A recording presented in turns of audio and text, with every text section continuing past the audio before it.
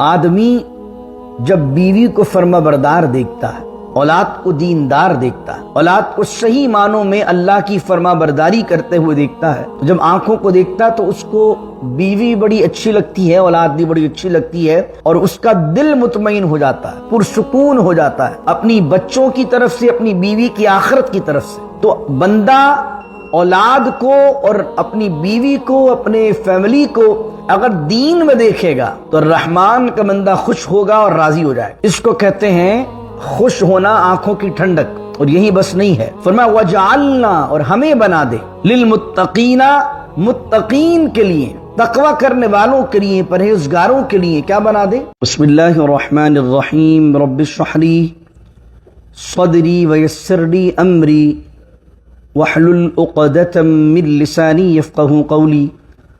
اللہم صل علی سیدنا ومولانا محمد معدن الجود والکرم وآلہ وصحبہ وبارک وسلم۔ والذین لا یشہدون الزور وإذا مروا باللغو مروا کراما، صدق اللہ مولانا العظیم۔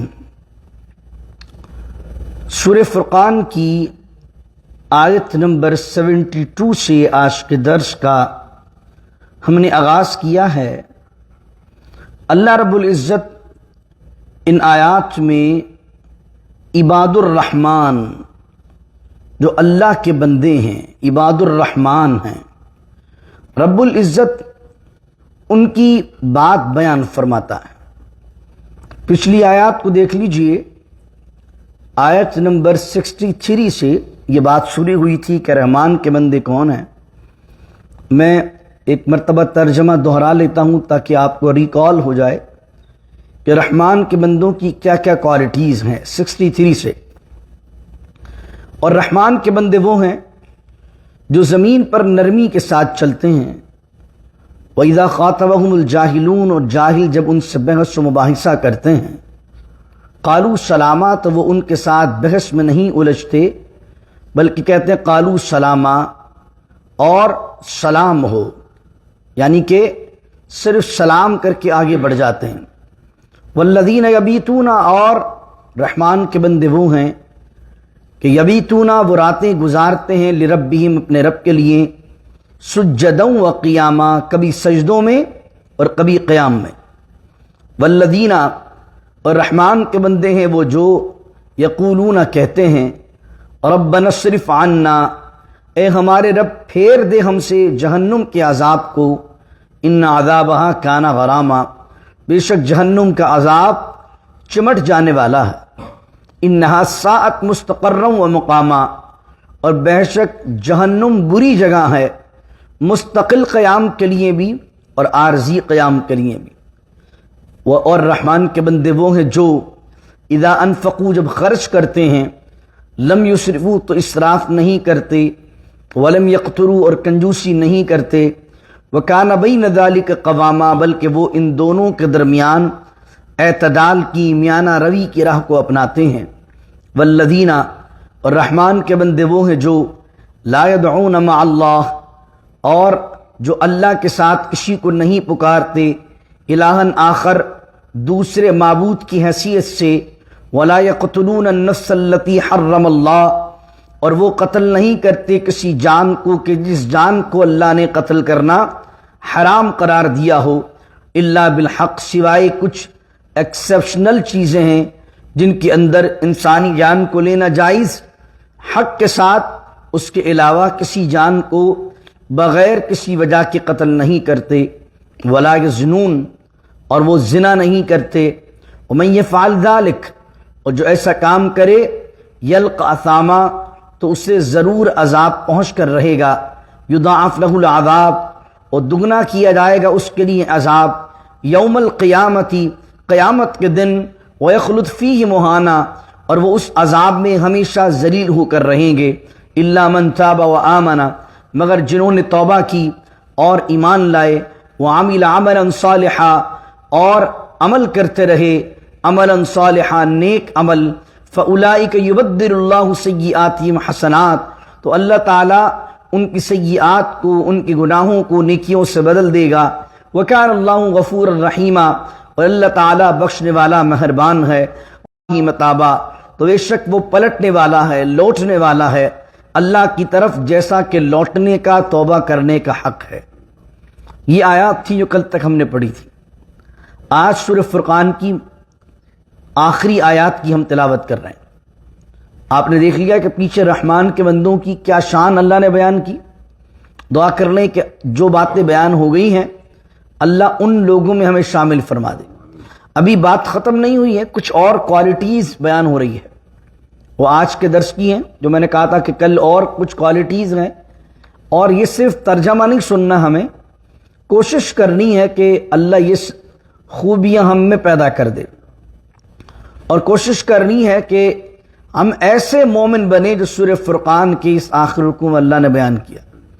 اللہ کہتا ہے والذین، اور رحمان کے بندے وہ ہیں جو لا یشہدون الزور، جو گواہی نہیں دیتے۔ شہیدہ یشہدو، یہ دو معنی میں آتا ہے، گواہی دینا یا حاضر ہونا، دونوں معنی میں آتا ہے۔ فرمایا والذین لا یشہدون الزور، اور رحمان کے بندے وہ ہیں جو، زورا کا معنی جھوٹ بھی ہوتا ہے، اور زورا کا معنی ہر ناجائز اور باطل بات کو بھی زور کہتے ہیں۔ تو دو ترجمے ہو سکتے ہیں اس کے۔ رحمان کے بندے وہ ہیں کہ جو جھوٹی گواہی نہیں دیتے یا جھوٹ پر گواہی نہیں دیتے، یہ ترجمہ بھی ہو سکتا ہے۔ اور ایک ترجمہ یہ ہو سکتا ہے کہ رحمان کے بندے وہ ہیں جو ناجائز بات کی طرف حاضر نہیں ہوتے، یعنی کوئی ناجائز کام ہو رہا ہو، کوئی غلط کام ہو رہا ہو، کوئی مجلس شراب کی چل رہی ہو، جوئے کی مجلس چل رہی ہو، تو رحمان کے بندوں کی شان یہ نہیں ہے کہ غلط اور ناجائز اور ناحق جہاں کام ہو رہا ہو وہاں پر جمع ہو جائیں۔ اور اگر یشہدون کا ترجمہ آپ وٹنس کے معنی میں کریں، اگر آپ یہ معنی کریں کہ گواہی دینا، تو اس کے متعلق حدیث بھی ہمیں ملتی ہیں۔ نبی کریم صلی اللہ تعالی علیہ وسلم نے ارشاد فرمایا، کبیرہ گناہ یہ ہیں کہ اللہ عز و جل کے ساتھ شریک کرنا، ماں باپ کی نافرمانی کرنا، کسی کو ناحق قتل کرنا اور جھوٹی گواہی دینا۔ دوسری حدیث عبداللہ بن عمر رضی اللہ عنہ سے روایت ہے، رسول اللہ صلی اللہ علیہ وسلم نے ارشاد فرمایا، جھوٹے گواہ کے قدم ہٹنے بھی نہ پائیں گے کہ اللہ تعالیٰ اس کے لیے جہنم کو واجب کر دے گا۔ جو کسی کے لیے، کسی دوست کو بچانے کے لیے، کسی دوست کے کاروباری فراڈ میں ملوث ہو کر کسی تیسرے بھولے بھالے آدمی کو پھنسانے کے لیے، یعنی کہ ایک آدمی فراڈی ہے اور وہ فراڈی آدمی کسی ایک انجان، ایک بھولے بھالے آدمی کو پھنسانا چاہتا ہے، اور اپنے دوست کو کہتا ہے کہ یار یہ میں جب بات کروں اس کے سامنے تو تم میری ہاں میں ہاں ملا لینا، تاکہ تمہارے ہاں میں ہاں ملانے سے ایک تیسرا آدمی کو میں گھیر سکوں۔ تو یہ جو جھوٹی گواہی دینے والا یا جھوٹ پر گواہ بننے والا ہے یا جھوٹ کی گواہی دینے والا ہے، فرمایا رحمان کے بندے ایسے نہیں ہوتے، وہ کسی کے جھوٹ پر گواہی نہیں دیتے، یعنی غلط آدمی کی غلط بات پر ہاں میں ہاں ملانے والا رحمان کا بندہ نہیں ہوتا۔ غلط آدمی کی ہاں میں ہاں رحمان کے بندے نہیں ملاتے۔ ابو ہریرہ رضی اللہ تعالیٰ عنہ سے روایت ہے، سرکار دو عالم صلی اللہ علیہ وسلم نے ارشاد فرمایا، جو شخص لوگوں کے ساتھ یہ ظاہر کرتے ہوئے چلا کہ یہ بھی گواہ ہے، حالانکہ یہ گواہ نہیں، وہ بھی جھوٹے گواہ کے حکم میں ہے، اور جو بغیر جانے ہوئے کسی کے مقدمے کی پیروی کرے وہ اللہ تعالیٰ کی ناخوشی میں ہے جب تک اس سے جدا نہ ہو جائے۔ یعنی آپ کسی کے مقدمے میں، کسی کے مسئلے میں آپ بیچ میں پڑ گئے ہیں اور آپ کو کسی معاملے کی خبر نہیں ہے، آپ کو حقیقت کا علم نہیں ہے، آپ کو یہ بات پتہ ہی نہیں ہے کہ مجرم کون ہے اور ملزم کون ہے، قصوروار کون ہے اور بے قصور کون ہے، آپ بس اپنے آدمی کو فیور کرنے کے لیے کودے ہیں، تو اللہ رب العزت کی ناراضگی کو مول لینے والا وہ شخص ہے جو کسی ایسے مقدمے کی پیروی کرتا ہے جس کا اس کو علم نہیں ہے۔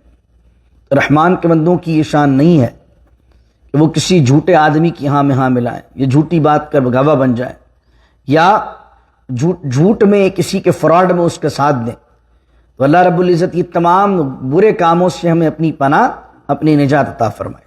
پھر فرمایا وَإِذَا مَرُّوا، اور جب وہ گزرتے ہیں، باللغوی، لغو پر، مرو کرامہ تو وہ گزرتے ہیں عزت کے ساتھ۔ لغو کسے کہتے ہیں؟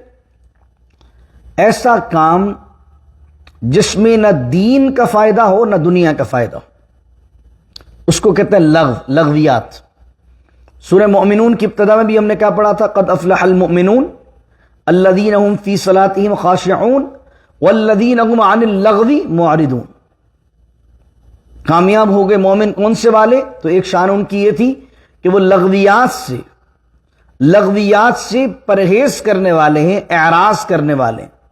یہاں کیا پڑھنے کہ رحمان کے بندے کون ہیں؟ وَإِذَا مَرُّوا بِاللَّغْوِ، کہ اگر جب وہ گزرتے ہیں کسی لغو کام پر، کسی جگہ تماشا چل رہا ہے، کسی جگہ ایسا کام چل رہا ہے نہ جس میں دین کا فائدہ نہ دنیا کا فائدہ، فضول کی باتیں ہو رہی ہیں، وقت برباد ہو رہا ہے، یا اس کے علاوہ بیہودہ باتیں چل رہی ہیں، یا ایسی باتیں چل رہی ہیں جس میں نہ دین کا فائدہ ہے نہ دنیا کا فائدہ ہے، اور لغویات ہیں، کوئی فائدہ نہ دین کا فائدہ نہ دنیا کا فائدہ، صرف وقت کا ضیاع ہے۔ نہ آدمی وہاں سے کچھ سیکھ رہا ہے، نہ سکھا رہا ہے، نہ کوئی ایسی محفل ہے کہ جو کمیونٹی کے لیے یا دین کے لیے یا دنیا کے لیے فائدہ مند ہو، بیکار فضول کی باتیں۔ تو کیا کہہ رہے ہیں کہ وہاں جب بیٹھتے ہیں، اگر خدا نہ خواستہ گزر بھی ہو جائے رحمان کے بندوں کا، تو ان لغویات میں پڑھ کر اپنی عزت تار تار نہیں کرتے، مرو کرامہ، بلکہ عزت کے ساتھ اپنا وقت بچا کر وہاں سے گزر جاتے ہیں عزت کے ساتھ، اس لغویات میں پڑھتے نہیں ہیں۔ فرمایا والذین اذا ذکروا، اور رحمان کے بندے وہ ہیں اذا ذکروا، جب انہیں نصیحت کی جاتی ہے، بآیات ربہم، ان کے رب کی آیات کے ساتھ، ان کے رب کی آیات کے ساتھ، یعنی آیات ربانی سنائی جاتی ہیں، قرآن کی آیتیں ان کو پڑھ کر سنائی جاتی ہیں، تو رحمان کے بندے کون ہیں؟ لم یخروا، تو وہ نہیں گر پڑتے، سمن، اندھے، وعمیانا، اور بہرے اور اندھے ہو کر نہیں گر پڑتے۔ سمن اور اندھے اور بہرے ہو کر نہیں گر پڑتے۔ کیا مراد یہ کہ اندھے اور بہرے ہو کر گر پڑنا یہ ہے کہ آدمی کو یہی تمیز نہ رہے کہ کیا سنا اور کیا عمل کرنا۔ جس طریقے سے جو ہے منافق تھے یا مشرکین تھے، کچھ بھی سنا دیجئے، اندھے اور بہروں کی طرح اس بات کو سنا، اور سنا بھی اور ایسا سنا کہ نہیں سنا، دیکھا بھی تو ایسے کہ نہیں دیکھا۔ تو رحمان کے بندوں کی شان یہ نہیں ہے کہ وہ اندھے اور بہرے ہو کر سنتے نہیں ہیں قرآن کو، بلکہ اگر قرآن ان کے سامنے پڑھا جا رہا ہے، جیسا بھی درس ہو رہا ہے، یہ قرآن کریم کی تعلیم دی جا رہی ہے، تو وہ اندھے اور بہرے ہو کے قرآن نہیں سنتے، بلکہ رحمان کے بندے وہ ہیں کہ جب درس دیا جا رہا ہے، قرآن سمجھایا جا رہا ہے، قرآن کی آیات پڑھی جا رہی ہیں، تو وہ اس کو اس طرح سنتے ہیں کہ ان کے پاس عقل بھی ہے، اور کوئی بات سمجھائی جا رہی ہے تو عقل میں آ بھی رہی ہے، اور بڑی توجہ کے ساتھ ان آیات پر غور کرتے ہیں۔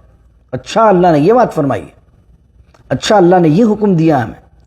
رحمان کے بندے وہ ہیں جو آیات پر غور کرتے ہیں، آیات پر غور کرتے ہیں، عمل کرنے کی کوشش کرتے ہیں، قرآن کو سمجھنے کی کوشش کرتے ہیں، یہ ہے رحمان کے بندے۔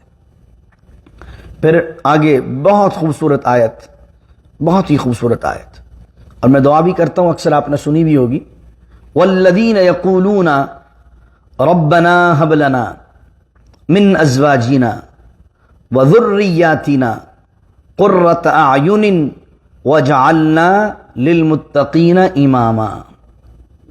یہ ہے دعا، خوبصورت دعا، دعا یاد کر لیجئے، قرآنی دعا ہے۔ رحمان کے بندوں کی شان بیان کرتے ہوئے اللہ کہہ رہا ہے والذین یقولون، اور یہ کوالٹیز والے تو ہوتے ہیں رحمان کے بندے، لیکن صرف ان برے کاموں سے بچنے والے ہونے کے ساتھ ساتھ وہ دعا کرنے والے بھی ہوتے ہیں۔ وہ دعا کیا کرتے ہیں؟ والذین، اور رحمان کے بندے وہ ہیں جو یقولون، کہتے ہیں، کیا کہتے ہیں؟ ربنا، اے ہمارے رب، ہب لنا، ہب مانے عطا کر دے، تحفے میں دے دے، کیا چیز دے دے؟ ہب لنا، ہمیں عطا کر دے، من ازواجنا، ہماری بیویوں سے، وذریاتنا، ذریات کس سے کہتے ہیں؟ ذریت کا معنی ہے وہ چیز جو پھیلے. اولاد بھی گرو کرتی ہے نا، پھیلتی، پہلے ایک بچہ، پھر دو، پھر تین، پھر پوتے، پھر نواسے، آپ اس طرح جنریشن چلتی ہے. تو اس لیے اولاد کو ذریات بھی کہتے ہیں. جس طرح حضرت ابراہیم نے کہا تھا ربی جعلنی مقیم الصلاۃ ومن ذریتی، تو ذریتی مانا میری اولاد. اور یہاں پر کیونکہ رحمان کے بندے پلورل میں ہیں تو ذریتی کا پلورل کیا ہے؟ ذریات. ومن ذریاتنا، یعنی کہ ربنا ہب لنا من ازواجنا وذریاتنا، اے ہمارے رب عطا کر دے ہمارے لیے ہماری بیویوں سے اور ہماری اولادوں سے. ان سے کیا عطا کر دے؟ قرۃ اعین، قرۃ مانے ٹھنڈک، اعین مانے آنکھ. اے ہمارے رب ہماری اولاد اور ہماری بیویوں کے ذریعے سے ہماری آنکھوں کو کیا عطا کر دے؟ ٹھنڈک عطا کر دے. قرۃ، اب آنکھوں کو ٹھنڈک سے کیا مراد ہے؟ آدمی جب بیوی کو فرما بردار دیکھتا ہے، اولاد کو دیندار دیکھتا ہے، اولاد کو صحیح معنوں میں اللہ کی فرما برداری کرتے ہوئے دیکھتا ہے، تو جب آنکھوں کو دیکھتا ہے تو اس کو بیوی بڑی اچھی لگتی ہے، اولاد بھی بڑی اچھی لگتی ہے، اور اس کا دل مطمئن ہو جاتا ہے، پرسکون ہو جاتا ہے اپنی بچوں کی طرف سے، اپنی بیوی کی آخرت کی طرف سے. تو بندہ اولاد کو اور اپنی بیوی کو، اپنے فیملی کو اگر دین میں دیکھے گا تو رحمان کا بندہ خوش ہوگا اور راضی ہو جائے گا. اس کو کہتے ہیں خوش ہونا، آنکھوں کی ٹھنڈک.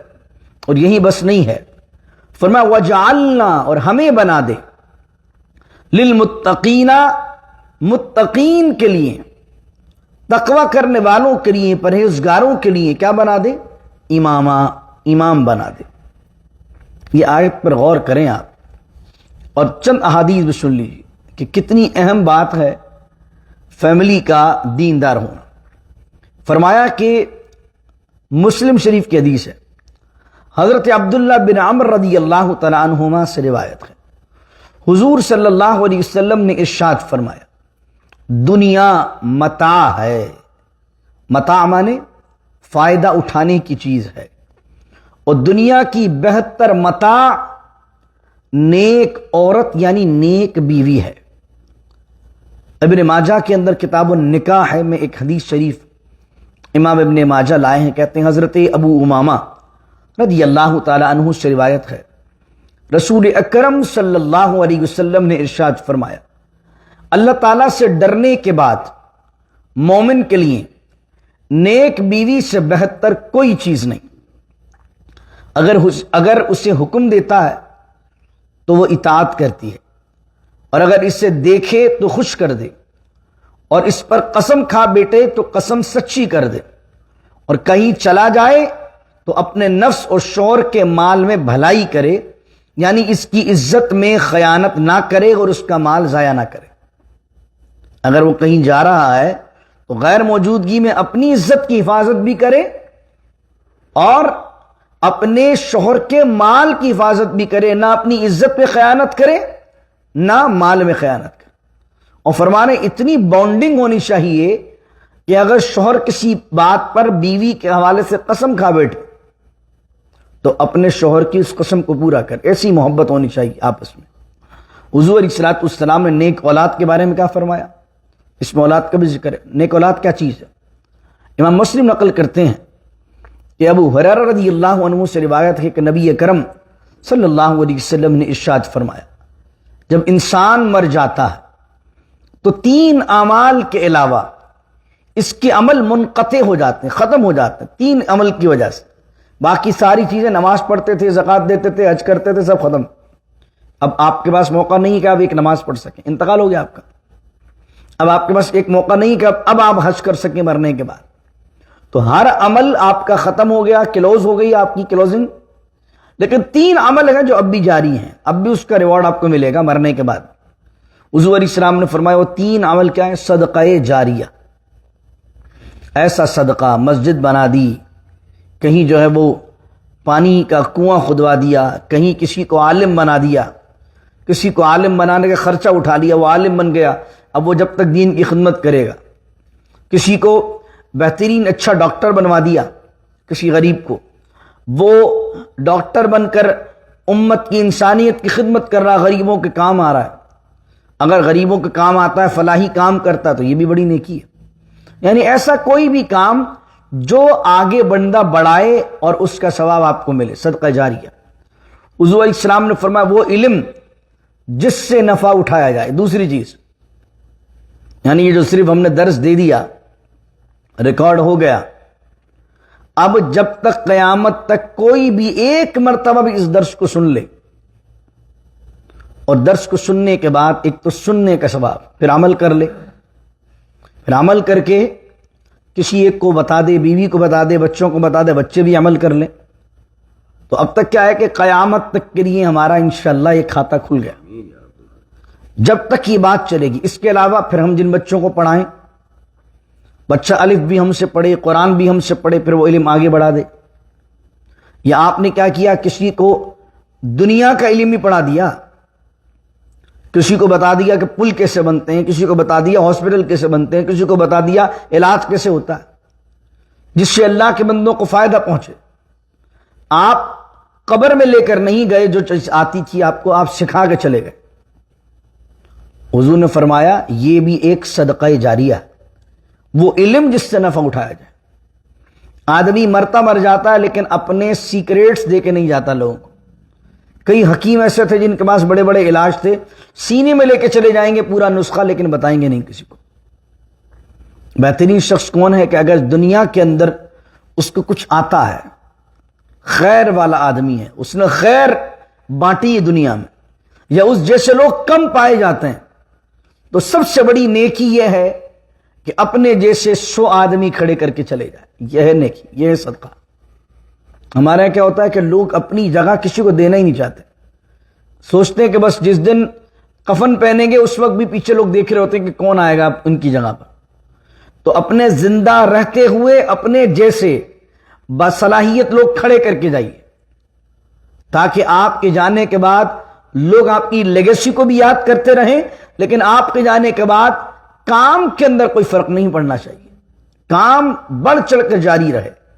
تو یہ حضور علیہ السلام نے فرمایا وہ علم جس سے نفع اٹھایا جائے۔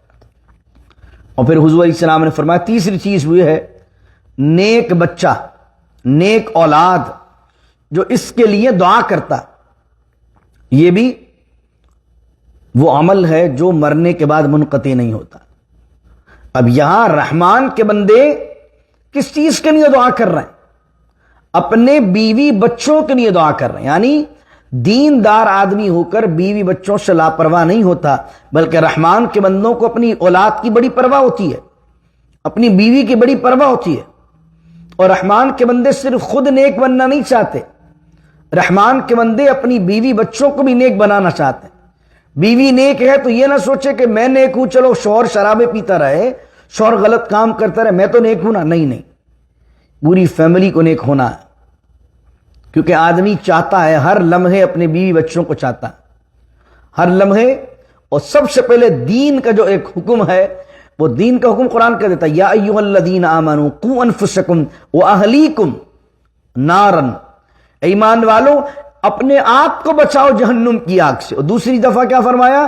اگلی جملے میں فرمایا واہلیکم، اپنی فیملی کو بچاؤ جہنم کی آگ سے۔ حضور علیہ السلام کو جب تبلیغ دین کا حکم دیا گیا تو سب سے پہلے کون سی آیت آئی؟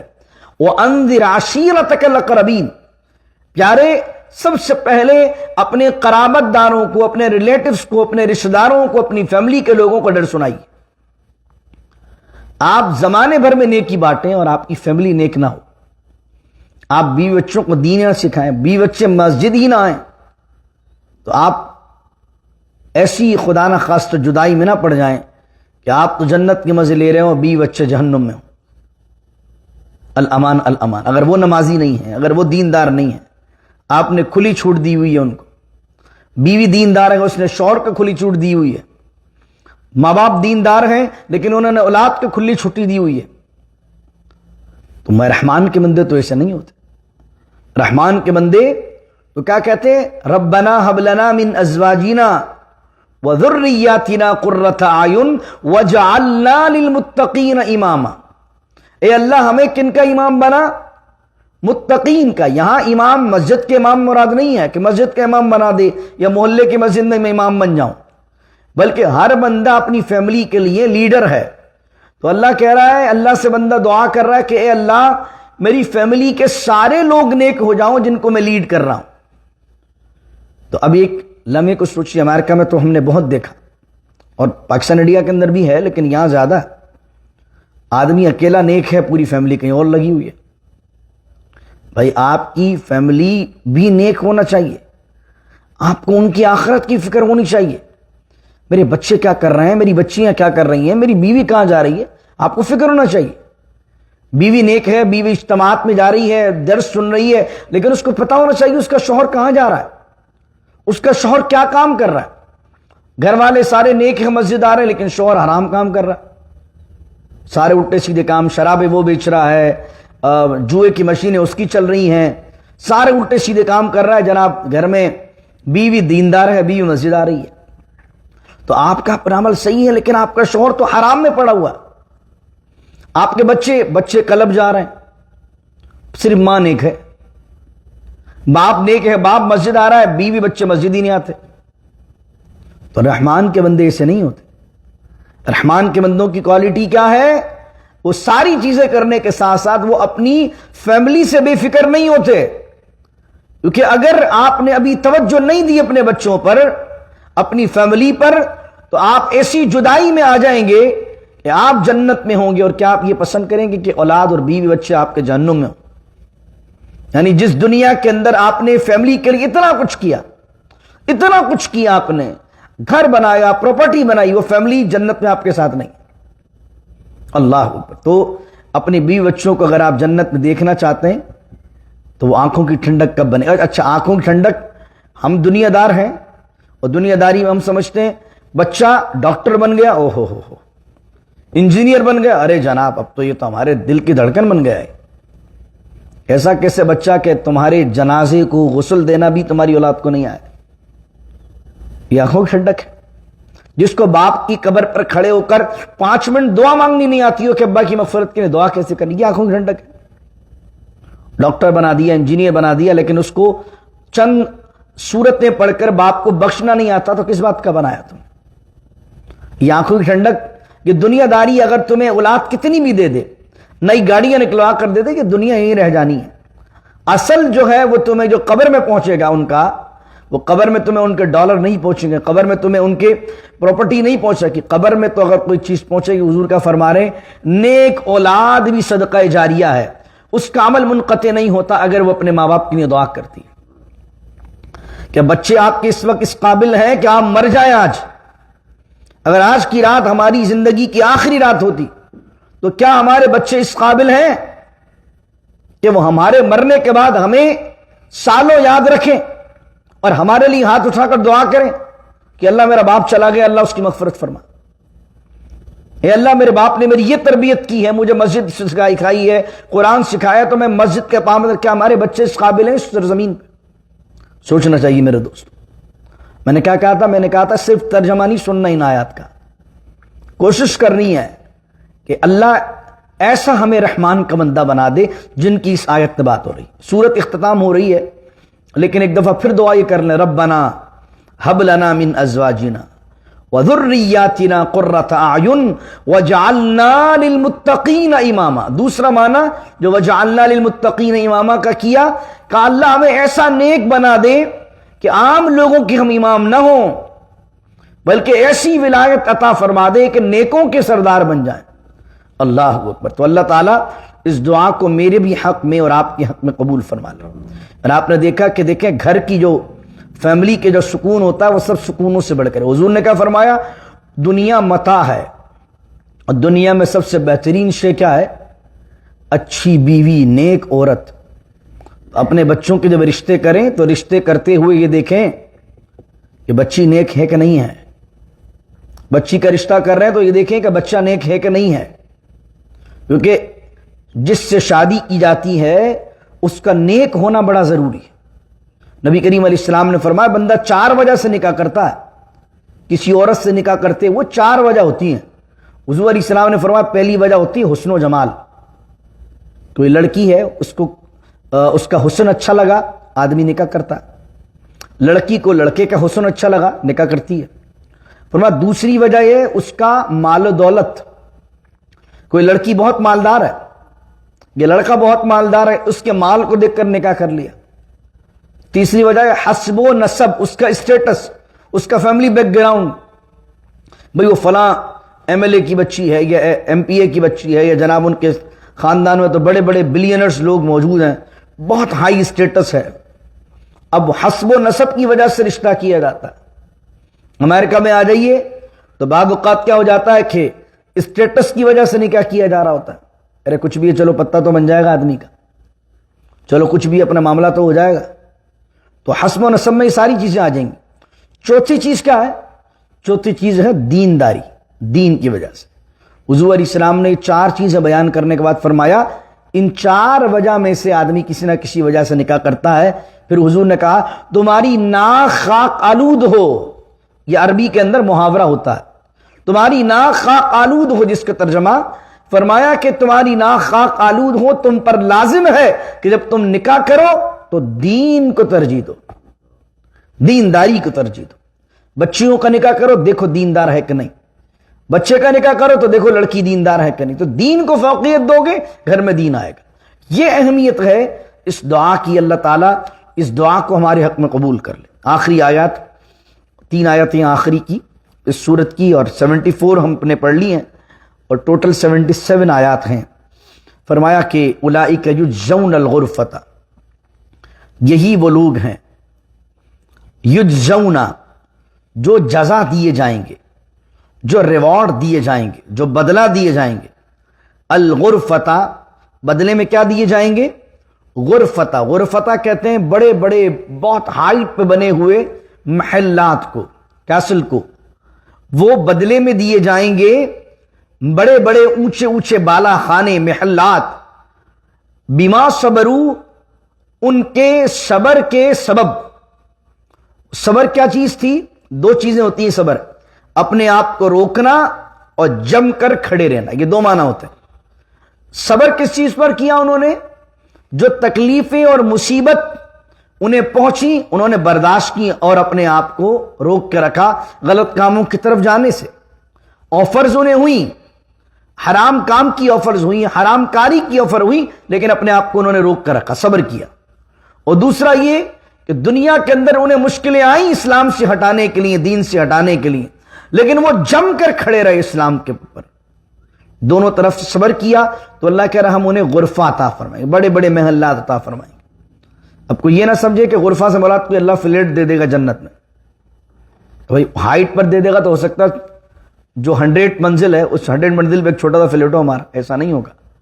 بلکہ آپ نے اگر کیلیفورنیا میں دیکھا ہو، ہلز پر مکان بنے ہوتے ہیں، جو ہلی ایریاز ہوتے ہیں، تو آپ نے دیکھا ہوگا کہ جو نیچے مکانات ہوتے ہیں ان کے پرائس کم ہوتے ہیں، اور جو اونچے اونچے ہلز پر مکان بنے ہوتے ہیں ان کے پرائس زیادہ ہوتے ہیں۔ کیوں؟ کیونکہ جب ہل پہ آدمی رہتا ہے تو چاروں طرف کا ویو اس کو نظر آتا ہے۔ حضور علیہ السلام نے فرمایا جو جنت میں جنتیوں کو غرفہ دیا جائے گا اس کا معاملہ ایسا ہوگا کہ وہ باہر سے اندر کے نظر آئے گا، اندر سے پورے باہر کا ویو نظر آئے گا، ایسا خوبصورت ہوگا۔ اور یہ پھر بھی آپ امیجن صحیح طرح نہیں کرتے، یہ تو جب ہی کریں گے ہم جب جائیں گے انشاءاللہ۔ دنیا کی کسی بھی چیز سے جنت کی بیوٹی کی مثال نہیں دی جا سکتی جیسی جنت ہے۔ ہم ایگزامپلز تو دیتے رہتے ہیں، لیکن کتنی بھی ایگزامپلز دیتے ہیں کہ جنت ایسی ہوگی کہ ایسی ہوگی، حضور علیہ السلام نے فرمایا جیسی وہ ہے ویسی نہ کسی آنکھ نے دیکھی ہے، نہ کسی کان نے سنی ہے، نہ کسی کے ذہن میں اس کا خیال گزرا جیسی جنت حسین ہے۔ اللہ فرما رہا اولئک یجزون الغرفہ، اور یہی وہ لوگ ہیں عباد الرحمن کہ جنہیں بدلے میں دیے جائیں گے وہ اونچے محلات، بما صبروا، ان کے صبر کے سبب، ویلقون، اور استقبال کیا جائے گا، ویلکم کیا جائے گا، فیہا، اس جنت میں، ان عباد الرحمن کو کس طرح؟ تحیۃ و سلاما، بڑی ویلکم کیا جائے گا، بہت پاکیزگی کے ساتھ، سلام کے ساتھ ان کو ویلکم کیا جائے گا۔ یعنی کہ ایک تو جنت پیاری، غرفہ پیارا، یہ عباد الرحمن جب آئیں گے فرشتے کھڑے ہوں گے لائن سے پروٹوکول کے ساتھ، اور جیسے ہی یہ جنت میں داخل ہوں گے تحیتاً ان پر دعائیں دیں گے، ارے تم پر سلامتی ہو اے عباد الرحمن، تم نے اپنے رب کو راضی کر لیا ہے، اللہ اکبر، تم نے دنیا میں اس کی اطاعت کی ہے، تم پر سلامتی ہو، سلام ہو۔ سوچیے جب آدمی جنت میں جا رہا ہے تو پروٹوکول کے لیے، اس کی سلامتی کے لیے، اس کو دعائیں دینے کے لیے اللہ نے وَيُلَقَّوْنَ ویلکم کے لیے فرشتے کھڑے کیے ہوں گے، خالدین فیہا، اور وہ ایسی جنت سے نکالے نہیں جائیں گے بلکہ ہمیشہ اس میں رہیں گے۔ اور یہ جو پہلے آیا تھا انہا ساعت مستقرا و مقامہ، جہنم کے لیے آیا تھا نا، میں نے کل بیان کیا تھا، مستقر اس چیز کو کہتے ہیں جہاں آدمی پرماننٹلی رہتا ہے، اور مقامہ اس کو کہتے ہیں جہاں ٹیمپرری رہتا ہے۔ فرمایا کہ انہا ساعت مستقرا و مقامہ، جہنم کے لیے کہا تھا مستقل رہنے کے لیے بھی بری جگہ ہے، ایک لحظے ایک مومنٹ کے رہنے کے لیے بھی بری جگہ۔ اب اس کے بالکل کنٹراسٹ میں کہا حسنت مستقرا و مقامہ، لیکن جب جنت کی تم بات کرو گے، جنت مستقل رہنے کے لیے بھی بڑی خوب ہے، اور وہ مقامہ اور عارضی رہنے کے لیے بھی بڑی خوب ہے، دونوں لحاظ سے بہت شاندار ہے۔ آخری آیت قل ما یعبأ بکم، ارے حبیب ان سے کہہ دیں، کن سے کہہ دیں؟ مشرکین سے، ما یعبأ بکم ربی، میرے رب کو تمہاری کوئی پرواہ نہیں، لولا دعاؤکم، اگر تم اس کو نہ پکارو، اگر تم اس کی عبادت نہیں کرتے، اگر تم اسے نہیں پکارتے، اگر تم اسے ایک خدا نہیں مانتے، میرے رب کو اس کی کوئی پرواہ نہیں۔ کیا تم یہ سمجھتے ہو کہ اللہ کو نہ مان کر تم اللہ کا نقصان کر رہے ہو؟ اللہ کو نہ پکار کر تم اللہ کا نقصان کر رہے ہو؟ اللہ سے مدد نہ مانگ کر کوئی اللہ کا نقصان کر رہے ہو؟ قل ما یعبأ بکم، ان کو کہہ دیجئے میرے رب کو کوئی پرواہ نہیں ہے، لولا دعاؤکم، اگر تم دعا نہیں کرتے، فقد کذبتم، اور تحقیق تم نے جھٹلایا، تو اگر تم نے جھٹلایا دین کو، فسوف، تو ان قریب، یکون لزاما، ہوگا تمہارے لیے عذاب، لزاما چمٹ جانے والا۔ صدق اللہ مولانا العظیم۔ اس طریقے سے بحمد اللہ بحمد اللہ بحمد اللہ 77 آیت، 77 آیتیں سورہ فرقان میں تھیں، اور اللہ کی رحمت سے، اللہ کے فضل سے ہم نے ان کو تلاوت کیا، کم و بیش 6 رکوع تھے سورہ فرقان میں، ان کو تلاوت کیا، اور اس طریقے سے سورہ فرقان ہماری مکمل ہو گئی الحمدللہ، اور اس کے ساتھ ہی ہمارا 19ویں سپارے کا پہلا کوارٹر بھی مکمل ہوا، پہلا اربع ہو گیا، اور انشاءاللہ کل ہم سورۃ الشعراء شروع کریں گے، اور سیکنڈ کوارٹر شروع ہوگا کل 19ویں سپارے کا۔ اللہ رب العزت اس صورت میں جو جو غلطیاں ہوئیں ہم سے اپنی رحمت سے معاف کر دے، اور جو حق بیان کیا ہے اللہ اسے اپنی بارگاہ میں قبول کر لے۔ جہاں جہاں اس صورت میں اللہ کے نافرمانوں کی باتیں آئی ہیں، ہر درموں کی بات آئی ہیں، اللہ ان کی عادت قبیحہ سے، ان کے سیئات سے، ان کے جیسے عمل کرنے سے اللہ ہمیں اپنی پناہ، اپنی ایمان عطا فرمائے۔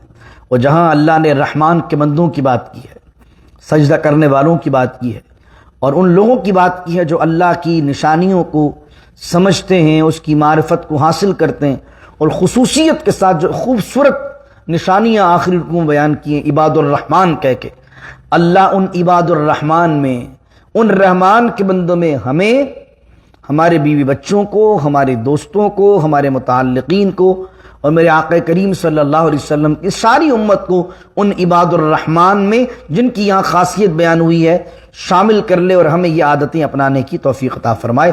بسم اللہ الرحمن الرحیم، الحمدللہ رب العالمین، والصلاة والسلام علی اشرف الانبیاء والمرسلین، ربنا هب لنا من ازواجنا وذریاتنا قرۃ اعین واجعلنا للمتقین اماما، ربنا لا تزغ قلوبنا بعد اذ هدیتنا وهب لنا من لدنک رحمة انک انت الوهاب، وصلی اللہ تعالی علی خیر خلقہ محمد وعلى آلہ وصحبہ اجمعین برحمتک یا ارحم الراحمین، لا الہ الا اللہ محمد الرسول۔